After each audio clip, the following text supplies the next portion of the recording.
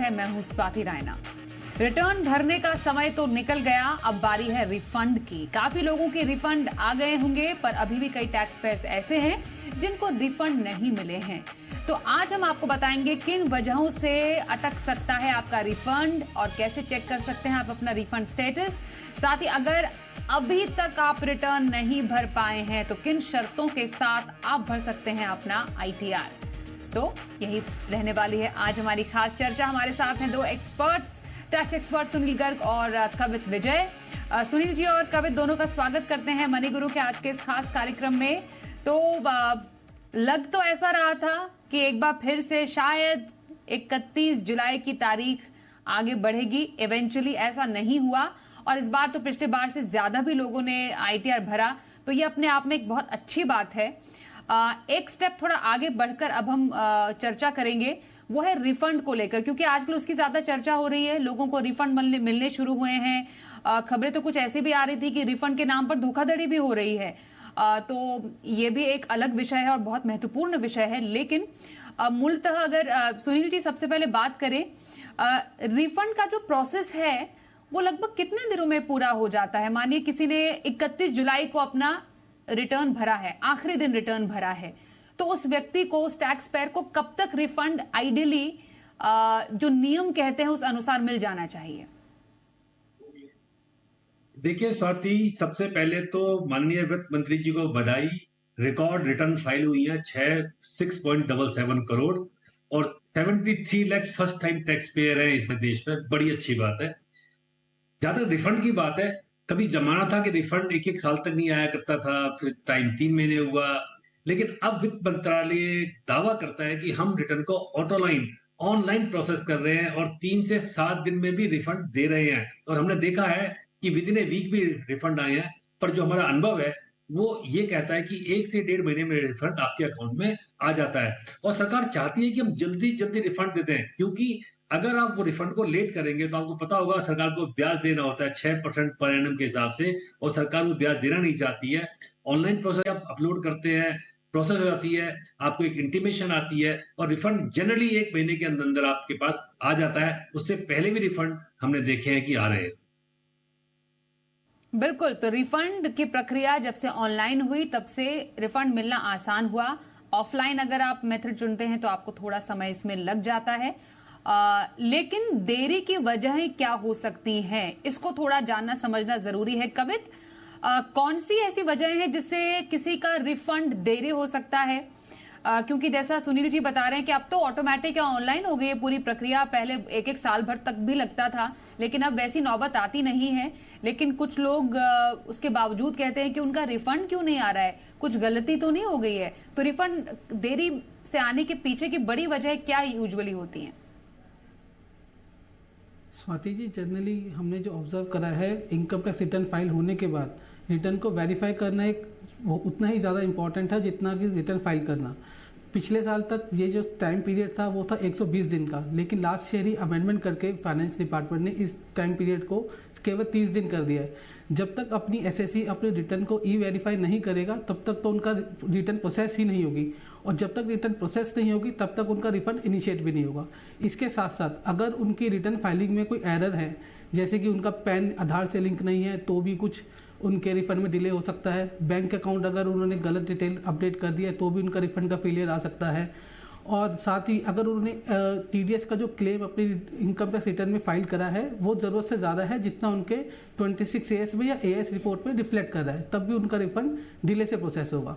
कई बार refund process delay से होने के कारण ये भी है कि उनका जो इनकम टैक्स रिटर्न जो SSC ने फाइल करी है उसको स्क्रूटनी के अंदर सेलेक्ट कर दिया गया है। अगर कोई रिटर्न जो स्क्रूटनी में सेलेक्ट हो गई है उसका रिफंड स्क्रूटनी जब तक प्रोसेस कंप्लीट नहीं होती उसके बाद ही रिफंड इनिशिएट करा जाता है। तो ये कुछ बेसिक कंडीशंस है जिसकी वजह से रिटर्न हमारा डिले हो जाता है। ओके, तो कुछ आपने सही जानकारी नहीं दी, वेरीफाई नहीं किया। वेरिफिकेशन बहुत जरूरी होता है, जैसा कवित भी बता रहे हैं कि आप जब अपना रिटर्न फाइल करते हैं, क्योंकि उसमें रिफंड मिलने में ये कुछ बड़ी वजह है जिसमें देरी हो सकती है। लेकिन कुछ अलग अलग सिचुएशंस को सुनील जी समझना बेहद यहाँ पर जरूरी हो जाता है जो रिफंड से जुड़ी हुई हैं, क्योंकि अब सिर्फ एक बार सरकार आपको मौका नहीं देती रिटर्न भरने का। आपको बिलेटेड रिटर्न भरने का भी मौका मिलता है, रिवाइज रिटर्न भरने का भी मौका मिलता है, अपडेटेड रिटर्न भरने का भी मौका मिलता है। तो मौके तो ढेरों हैं। तो एक एक करके हर एक स्थिति पे बात करते हैं। जो लोग रिवाइज्ड रिटर्न जो भरते हैं, सबसे पहले रिवाइज्ड रिटर्न होता क्या है, किस सिचुएशन में भरते हैं? दूसरा, रिवाइज्ड रिटर्न अगर किसी ने भरा है तो क्या ऐसे करदाता को रिफंड मिलता है? स्वाति, बड़ा अच्छा सवाल किया आपने। देखिए, रिवाइज रिटर्न का मतलब था कि आपने रिटर्न फाइल की और आपको लगा बाद में कि मेरे से कोई गलती हो गई है, मैं कोई इनकम क्लेम करना भूल गया, इनकम में टैक्स देना भूल गया, या कोई डिडक्शन क्लेम करना भूल गया, हाउसिंग लोन का लोन का इंटरेस्ट लेना भूल गया, या बैंक का ब्याज मेरे को आया था, मैंने उस पर टैक्स नहीं दिया। कोई भी कारण हो सकते हैं, प्लस भी हो सकते हैं, माइनस भी हो सकते हैं। तो आप अपने रिटर्न को रिवाइज कर सकते हैं। रिटर्न रिवीजन का मतलब है कि इसका मतलब कि आपने पहले रिटर्न फाइल की होनी चाहिए, तभी तो आप रिवाइज करेंगे। पहले नियम ये होता था कि अगर आप बिलेटेड रिटर्न भरते हैं, बिलेटेड रिटर्न का मतलब है कि 31 जुलाई के बाद अगर आप रिटर्न भरी ड्यू डेट के बाद, तो आप उसको रिवाइज नहीं कर पाते थे। सरकार ने नियम में परिवर्तन कर दिया। सरकार ने कहा कि आप कितनी बार भी रिवाइज कर दीजिए, 31 दिसंबर तक 1 बार, 2 बार, 3 बार, 4 बार रिवाइज कर दीजिए। लेकिन आपको रिवीजन करते वक्त बहुत ध्यान रखना है, क्योंकि जब आप रिवीजन कर रहे हैं तो आपको ध्यान से रिटर्न भरनी है कि मैं उसके एक वैलिड कारण होना चाहिए रिवीजन करने का। और विशेषकर अगर आप रिफंड क्लेम कर रहे हैं रिवीजन में, तो बहुत बड़ा कारण होना चाहिए कि आखिर आपसे क्या गलती हुई थी। दूसरी बात, जहां तो आपने पूछा रिफंड का, तो रिवीजन रिटर्न का मतलब हमारे यहाँ क्या होता है कि जैसे आप रिवाइज करते हैं रिटर्न को, वो ओरिजिनल रिटर्न की शूज में एंटर कर जाती है। इसका मतलब जो ओरिजिनल रिटर्न थी वो खत्म हो गई, अब रिवाइज रिटर्न आपके पास में आ गई। तो रिफंड जब मिलेगा आपको, तो आपको पता होगा कि अगर आपने ड्यू डेट के अंदर रिटर्न फाइल कर दिया, 31 जुलाई जिसे हम कहते हैं, तो आपको ब्याज मिलता है 1 अप्रैल से लेके और डेट ऑफ रिफंड तक। लेकिन अगर आपने रिवाइज रिटर्न कर दी, तो ये माना जाएगा कि जिस दिन आपने रिवाइज रिटर्न की है, उस दिन से और जिस दिन तक आपको रिफंड मिलेगा, वहां तक का आपको ब्याज मिलेगा।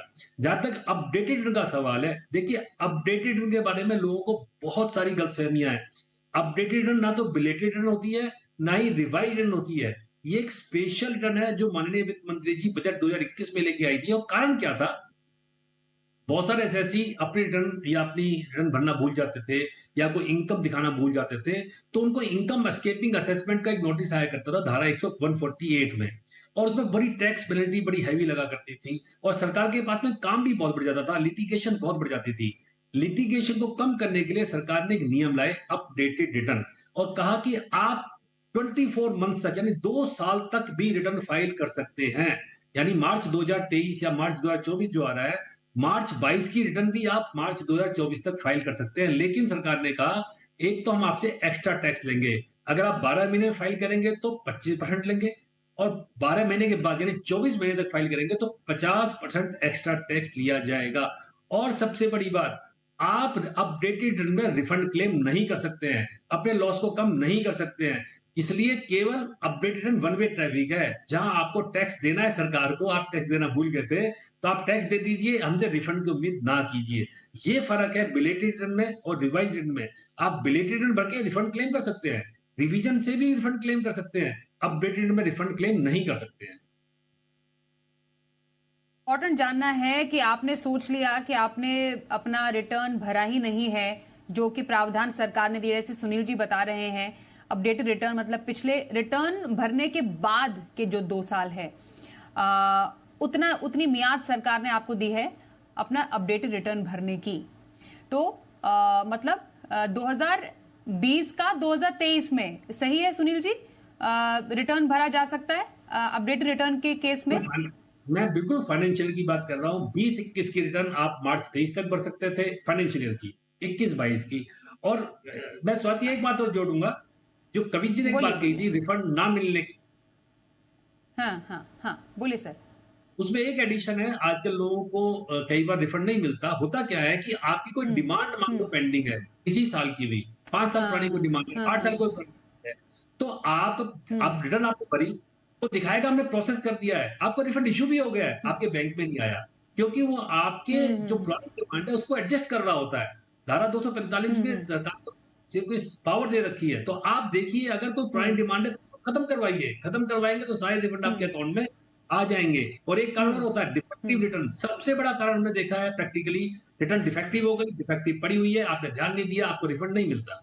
बिल्कुल सर, हम आते हैं अब ये जो छोटे छोटे आपने तार जोड़े हैं इसको भी थोड़ा इनकी परतें खोलते हैं, क्योंकि लोगों को ये सब समझना जरूरी है, क्योंकि इतने टाइप के रिटर्न अब हो गए हैं तो कंफ्यूज नहीं होने की जरूरत है। हमारे एक्सपर्ट्स आसान भाषा में आपको समझा रहे हैं। हम अभी सिर्फ और सिर्फ बिलेटेड रिटर्न की बात कर रहे हैं, इसलिए क्योंकि 31 जुलाई को रिटर्न भरने की तारीख चली गई है। तो आइए अब हम आते हैं इस बात पर कि रिटर्न का अगर आप मौका चूक गए हैं तो क्या आपके पास अभी भी है वो अवसर रिटर्न भरने का? तब वो किस्सा आता है जब हम बिलेटेड या रिवाइज्ड या फिर अपडेटेड रिटर्न की बात करते हैं, अगर आपने समय रहते हुए इसको नहीं भरा है। तो कवित ये बताइए, जो लोग 31 जुलाई 2023 तक भी अपना रिटर्न किसी कारणवश नहीं भर पाए हैं, उनके पास अब क्या मौका है? देखिए स्वाति जी, उनके पास भी अभी भी मौका है। वो 31 दिसंबर तक अपने रिटर्न को भर सकते हैं। बस शर्तिया अब उनके ऊपर कुछ एडिशनल इंटरेस्ट लगेगा अगर उनकी कोई टैक्स लायबिलिटीज पेंडिंग होगी, प्लस उन्हें पेनल्टी देनी पड़ेगी। अगर उनकी रिटर्न 5 लाख तक है तो उन्हें 1,000 रुपये की पेनल्टी देनी होगी। अगर उनकी आय 5 लाख से अधिक है तो उनको 5,000 तक की पेनल्टी देनी होगी। तो अपनी आय की रिटर्न जो अभी भी भर सकते हैं, लेकिन अगर अपनी रिटर्न वो 31 जुलाई तक फाइल करते तो उनको जो लॉसेस थे कैपिटल गेन का या के लॉसेस थे तो उनको वो कैरिड फॉरवर्ड कर सकते थे, लेकिन अब उनको जो अपने लॉसेस है उनको कैरिड फॉरवर्ड करने का मौका नहीं दिए मिलेगा। ओके, तो मतलब समय पर भरे तो काफी सारे फायदे होते हैं, समय पर नहीं भरे तो नुकसान इस बाबत कि आपको टैक्स के साथ ब्याज और पेनल्टी दोनों लगती है। जैसा कवित ने भी बताया कि 5 लाख से ऊपर की आय है अगर आपकी तो 5,000 रुपए जुर्माना, और 5 लाख तक की आय पर 1,000 रुपए जुर्माना। ये जो है ये मंथली चढ़ता रहता है कवित, क्या 5,000 रुपए प्रति महीना है कि साल भर के हिसाब से है? नहीं, ये साल भर के हिसाब से। अगर उनकी ड्यू डेट मिस हुई तो ये उनको दिसंबर तक की पेनल्टी फीस है, इसमें कोई इंक्रीज नहीं होगा लायबिलिटी पेनल्टी अमाउंट में। और फिर सुनील जी, दिसंबर भी निकल गया, मानिए 31 दिसंबर की तारीख भी निकल गई 2023 की, तो क्या होगा? तब भी नहीं भरा तो? इसमें 2 तरह के नियम है स्वाति, कि अगर 31 दिसंबर तक नहीं भरा तो इसका मतलब आपकी ट्रेन छूट चुकी है, अब आप उस ट्रेन में नहीं चढ़ सकते हैं।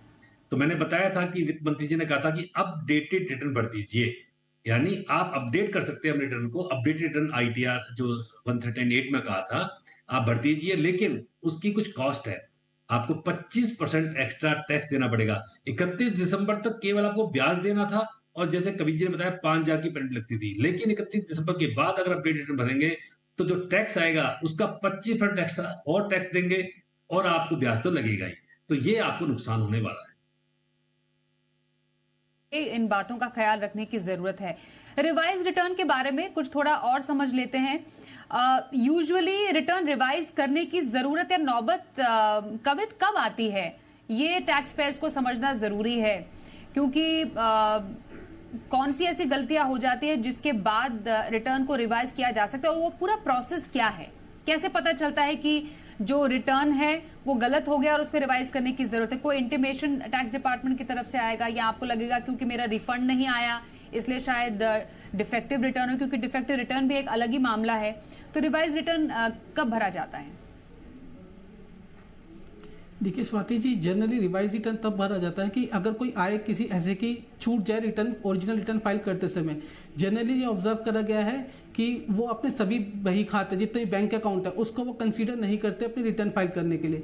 कभी कभी वो अपने सेविंग बैंक अकाउंट के इंटरेस्ट को मिस आउट कर देते हैं, रिटर्न फाइल करते हुए उसको कंसीडर नहीं करते, या फिर रिटर्न फाइल करते हुए वो कहते हुए किसी गलत डिडक्शन का उन्होंने क्लेम कर लिया, जो लेटर उनको पता लगता है कि इसका उनको बेनिफिट नहीं मिलेगा।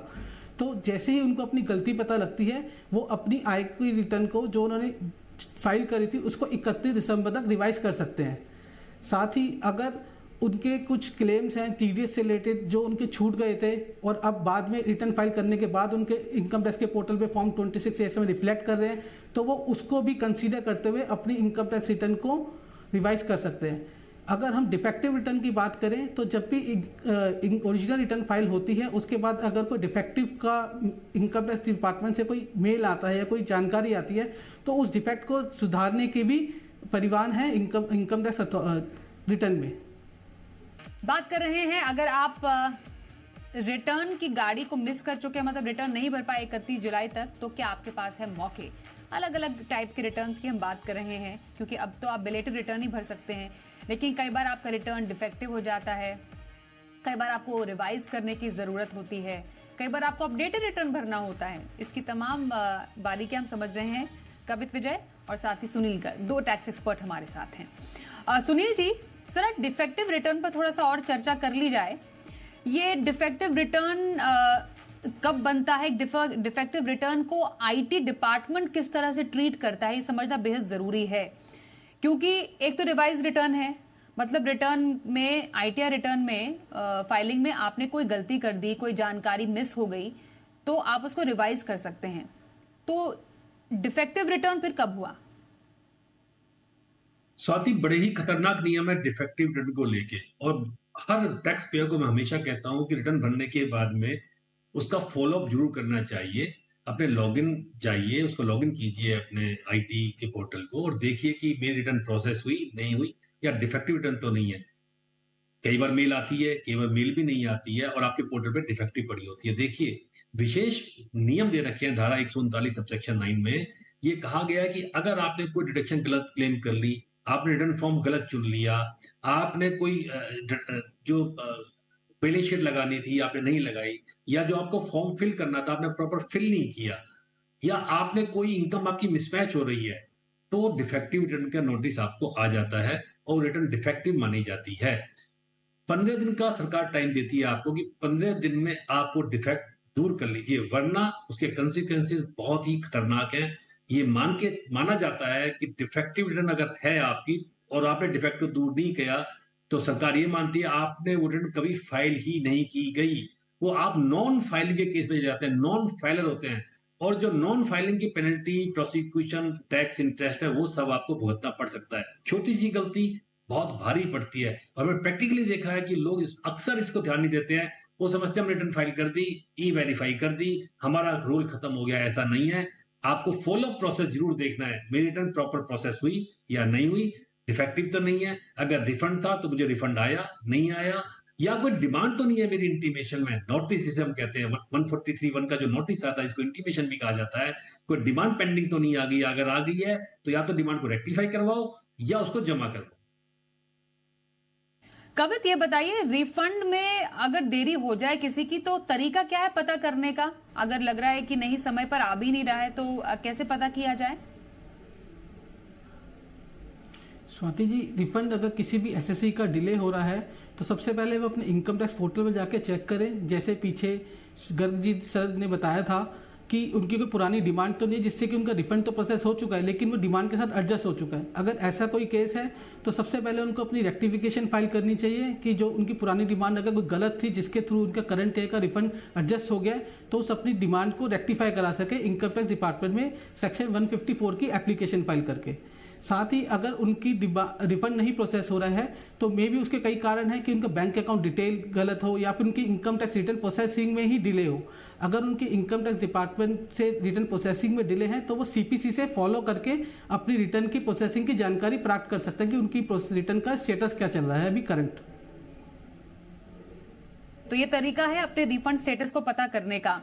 सुनील जी, कई लोग जो हैं हमसे सवाल पूछते हैं कि पुराना हमने आईटीआर अब तक नहीं भरा, तो क्या तरीका हो सकता है? अगर मानिए कोई व्यक्ति है, वो एनआरआई है और उनके पास 10 साल से भी ऊपर का समय हो गया है कि उन्होंने अपना आईटीआर ही नहीं भरा है, तो क्या उसका तरीका हो सकता है? एक तो एनआरआई जो हैं वो भारत में आईटीआर भरते हैं, दूसरा अगर वो एलिजिबल हैं तो 10 साल पुराना आईटीआर भर सकते हैं।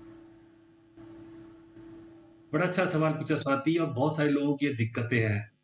देखिए, हमारे यहाँ पर रेजिडेंशियल स्टेटस का कंसेप्ट है, सिटीजनशिप का कंसेप्ट नहीं है।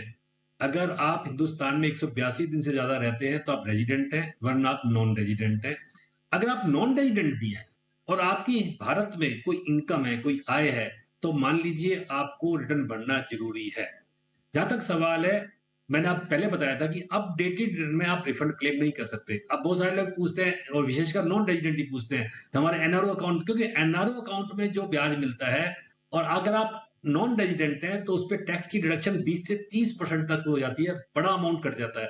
तो पूछते हैं जी हम क्या रिफंड क्लेम कर सकते हैं? तो सरकार ने एक लीवे दिया, एक रास्ता दिया, एक सुगमता दी है आपको। सुगमता ये दी है कि पिछले 6 सालों के अगर आपका रिफंड का केस है, ध्यान से सुनना, रिफंड के केस में केवल आप कर सकते हो क्योंकि सरकार कहती है रिफंड आपका राइट है।